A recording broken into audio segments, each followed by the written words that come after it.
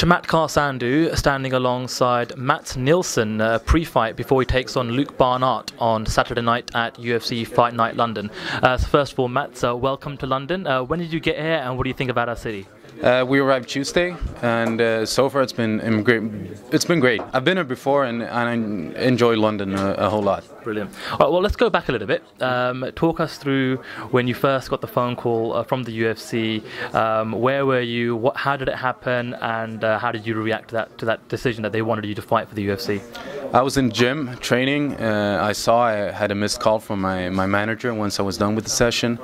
That's kind of, he normally texts me and stuff like that, and so I phoned him up and he said, I'm kind of busy, I'm in the middle of something, I'll talk for 30 seconds, I'll hang up and I'll get back to you in 2 hours. And he said, the UFC has called, they want you to fight 8th of March, Luke Barnatt. Go for it. Wow. And when your friends and family found out, how did they all react? Only positive. I mean, my wife, she knows that I've been working for this for quite some time, and she got real happy, and just as my mom and dad did. Wow. For those fans in the UFC that may not know anything about you in terms of your performances, can you describe what kind of style of a fighter you are and what they can expect to see on Saturday night? The kind of style that I've displayed so far is I'm grappling based in my attack. I've worked a lot on my stand-up and boxing, which I hope to put on display this Saturday, and I put pressure on. And that's pretty much what I do and what people can expect of me. Okay. Now, obviously, you fought all over Europe, but this is the first time you're going to be fighting in the O2 Arena. It's a huge deal. It's sold out completely. Does that put any extra pressure, knowing that there's going to be a sold-out crowd? Obviously, you're fighting Luke Barnatt, the Londoner. So are you happy to embrace the kind of the villain role in that particular fight, do you think?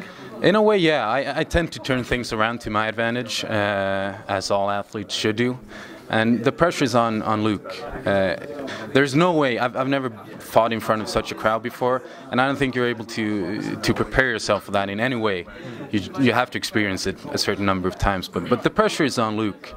He's the one undefeated, he's the hometown hero, and he's the one people will be sharing and rooting for. So I was going to speak to you about that, because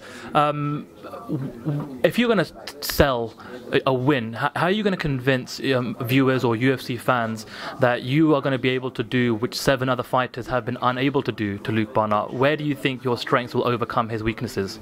Oh, that's a good question. Obviously, I have a game plan, and I'm confident with it. And given that strategy, I do believe I can win. Especially if what I have to focus on is to perform at the highest of my own abilities, and if I do, I think I'm able to win. And if I don't, or if Luke wins, he's the better man. It's just that easy.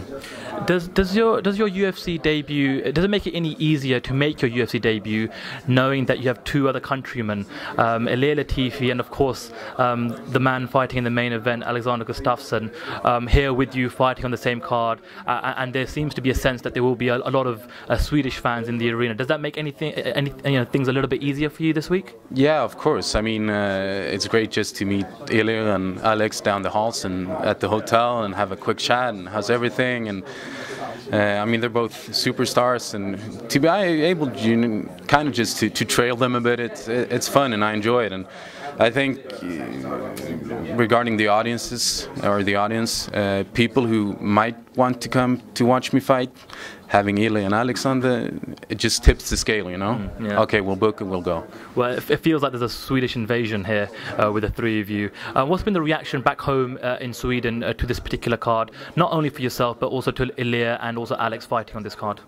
I mean, the response has been great. It's really it's become somewhat of a, I know the nation just comes together. It's this one card, and we had Nico Musuke fight was it a week ago, 2 weeks ago, a month ago, and obviously he gets all the attention he deserves. He should get more, but But this card, in a way, it's just amped up times 10 because of 3 Swedes being on it. Wow. Well, obviously, I've been asking all the fighters and members of the media and fight fans all week what they think about the main event and giving us a prediction. Now, it seems like a bit of a silly question to ask biased, you. Yeah. Obviously, you're going to be biased.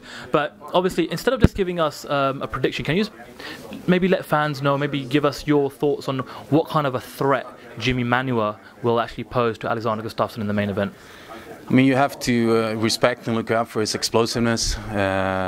He moves fast and he possesses a ton of power. So you have to. There's not room for any errors or mistakes. Gustafsson really needs to stick to his game plan and do the things he does well. And I believe he has a few more tools, given that he has a bit more experience and has had a career for a bit longer time. So I think he'll go out unheaded. Okay. Well, just to wrap up then, the question I always ask any fighter who's making his debut in the UFC is this thing called Octagon jitters. Obviously, I'm not sure if you're a superstitious man, but fighters have described their first experience in the UFC Fight Week, the actual fight itself being very overwhelming. So can you tell us so far how are things going for you, and are you doing anything mentally to prepare to perform for the very first time in the UFC? I mean, in a way, me and my coach, we do some stuff mentally, but not that obviously or thought out. But we try just to relax, have a nice time, and we actually don't talk that much about martial arts or MMA in particular. We just hang out. I look for stuff to eat after the weigh-ins, and we just have a nice time, and it takes a lot of the pressure off. And then you have these events, and you take them just as they come. And if there will be any jitters come Saturday, how can I know? You can't know. It's not until they close the cage door that I'll get that answer. But both me and my coach, we have a feeling that this is bigger in all aspects, but the job is still the same. And that keeps me safe and calm. Brilliant. All right, well, best of luck with the rest of your weight cut, and we look forward to seeing you perform for the very first time on Saturday night. Thank you. Thanks, Mats.